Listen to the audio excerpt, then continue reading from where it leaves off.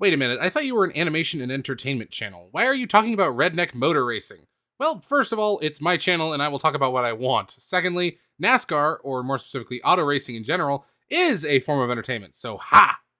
Anyways, recently the NASCAR Cup Series had its second race ever on a temporary Bristol Motor Speedway dirt surface. This also happened to be the first race on dirt with the Gen 7 race cars. And it went pretty well, unless you're Tyler Reddick, in which case it went well until the last lap. The fact that it rained a couple times did something a bit unusual. It actually made the NASCAR race better. Mainly because it's a dirt track and dirt dries out over time, so it added moisture back to the track. Only one problem though, and it's the biggest question that everyone has been asking. Why Bristol? Why convert a perfectly fine paved racetrack into a dirt track for one race a year? Well, today I'm going to make a case for keeping a dirt-covered Bristol Motor Speedway on the schedule at least once a year. But first, considering most of you probably don't know what I'm talking about, let's give some context to this argument and where it sprang from. Bristol is one of those tracks on the NASCAR schedule that gets 2 dates a year, which puts it in the same class as tracks like Martinsville, Richmond, Daytona, and Talladega. In Bristol's case, they just so happen to be in the spring and the summer. Unfortunately, the spring race hasn't exactly been the best when it comes to fan turnout. The summer race, the original date, hasn't fared too well either, but that's mainly due to the decline of NASCAR as a sport. Yes, it's a sport, don't even get me started on that. In addition to the questionable decisions regarding track resurfacing and preparation, PJ1 has its place in some races, but not necessarily at Bristol. It's been on a steady decline in both attendance and TV viewership as well, so it was probably going to get the spring date scrapped in favor of a different track with better attendance and viewership numbers. So something had to be done to revitalize the spring race, and with 2020 being, well, 2020, they got the chance to host the All-Star race with some what seemed insane at the time changes. New number locations and very, very uncreative underglow. Like, seriously, why was the underglow based on the manufacturer? Why couldn't it have been relevant to the paint scheme they were running? It would have looked so much better. But regardless, there was still limited in-person attendance, so it didn't really matter. It was more of a show race than anything. Around this time, an interest in putting NASCAR Cup Series cars back on dirt for the first time in decades had been floating around. It wasn't an insane idea, while it also was at the same time. NASCAR hadn't run the Cup cars on a dirt track since 1970, and since then the cars had changed massively. Instead of being almost identical to the showroom floor models they ran back then, they were instead purpose-built machines designed solely for racing and entertainment. As such, trying to race them on dirt would be like trying to race horses on pavement. It's technically possible, but there are problems relating to both safety of the machine and the operator, and concerns about the actual competitiveness of the race. However, it had been proven to be theoretically possible since the Truck Series had been racing at Eldora for years with little to no problem. Well, someone must have remembered when they turned Bristol into a dirt track in 2000 and 2001 for some limited special events outside of the NASCAR sphere. In late 2020, NASCAR and SMI came to an agreement to temporarily reconvert the Bristol track to dirt again for an experimental dirt race. In March 2021, they would put on that race. Being the first dirt race for the Cup cars in over 50 years, there were a few problems ranging from excessive tire wear to the level of moisture in the track. But alas, they deemed it a decent success, so they announced right there and then that they would try it again in 2022 with the next-gen cars. So, in April 2022, we got the Generation 7 Cup cars on the same track. New tire compounds and types fixed the excessive wear, and it being a night race plagued with a few rain delays helped significantly with the dust and overall racing product, though initially too far in the other direction. Additionally, the track now featured a form of progressive banking, if I recall correctly, which meant that multiple lines could be run on it if you knew what you were doing. The 2022 race also had what may be one of my favorite finishes of all time in NASCAR, with Kyle Busch stealing a win after the leaders wrecked. Funny, if I had a nickel for every time Kyle Busch stole a win when the leaders wrecked each other, I'd have 2 nickels, which isn't a lot, but it's weird that it happened twice, right? Regardless, both races had their own problems, and that's understandable. After all, these cars weren't designed with dirt racing in mind, and we've only run 2 races on dirt with them. Only one if you want to talk specifically about the Gen 7 cars. But that raises a question to a lot of fans. Mainly since there are a plethora of dirt tracks in the United States that the Cup Series could race at.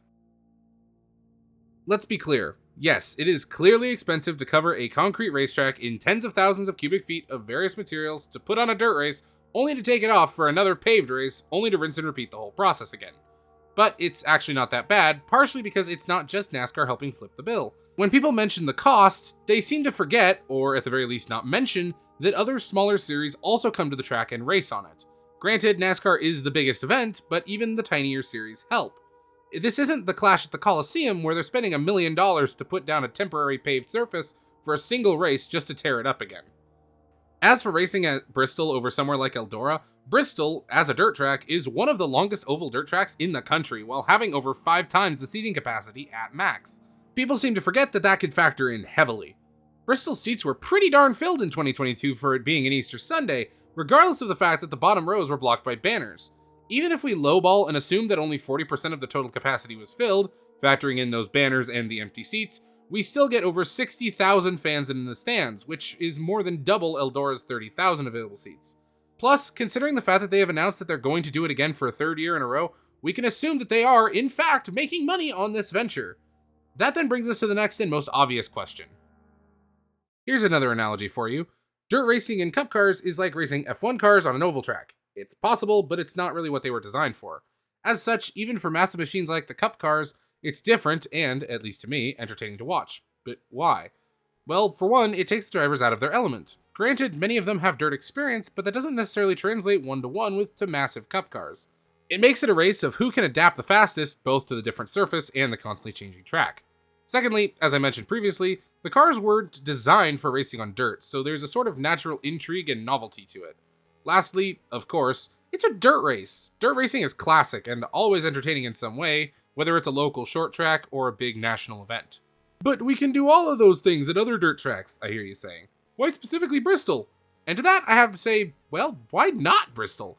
Why not cover the track in dirt once a year if it's making money and raising the ratings of a failing race so exponentially? But hey, maybe that's not enough for you, so here's a better reason. I'm almost certain that there's no dirt track like it. I said it before, but Bristol Dirt is one of the longest oval dirt tracks in the United States, and probably the one with the steepest banking, though information on that is hard to come by. As such, Bristol Dirt is a unique track that you really can't easily get anywhere else. The higher banking helps the heavier cars sling themselves around corners with relative ease, and the size of the track allows for the larger field that NASCAR runs. Plus, Bristol's seating capacity is far larger than any other dirt track, at least as far as I can tell, so it has the potential, even with the costs of putting the dirt on the track and taking it off, to produce more income than other dirt tracks. Additionally, Bristol Dirt in 2022 had the best TV viewership of any NASCAR race at Bristol Motor Speedway in over 5 years, so it clearly helped the dying spring race come back to life. I don't think anyone can complain about that, given Bristol's amazing history. In my opinion, so long as it's making NASCAR and SMI money, I don't see why they should stop doing the Bristol Dirt Race. It's a fun and unique challenge for the drivers and teams to tackle, and keeps them on their toes and entertains the fans, regardless of what Kyle Busch and Richard Petty say. But what do you think? Should NASCAR keep doing events on Bristol Dirt, or should they move it to a different dirt track? Or should they just give up doing dirt racing with the cup cars altogether? Let me know your thoughts in the comments below. And while you're down there, would you rather see me talk about Spirit Stein of the Cimarron compared to the new Spirit Untamed, or me talking about what makes MASH an underrated gem of television history? I'm genuinely curious. Either way, that just about does it for me today. I need to work on both of those scripts as they're both coming, I just don't know in what order yet, or even if they will be the next 2 videos. Remember, Jesus loves you, whether you like it or not, and may God bless you. Until the next video, whatever it may be, peace out, Fennekin Squad.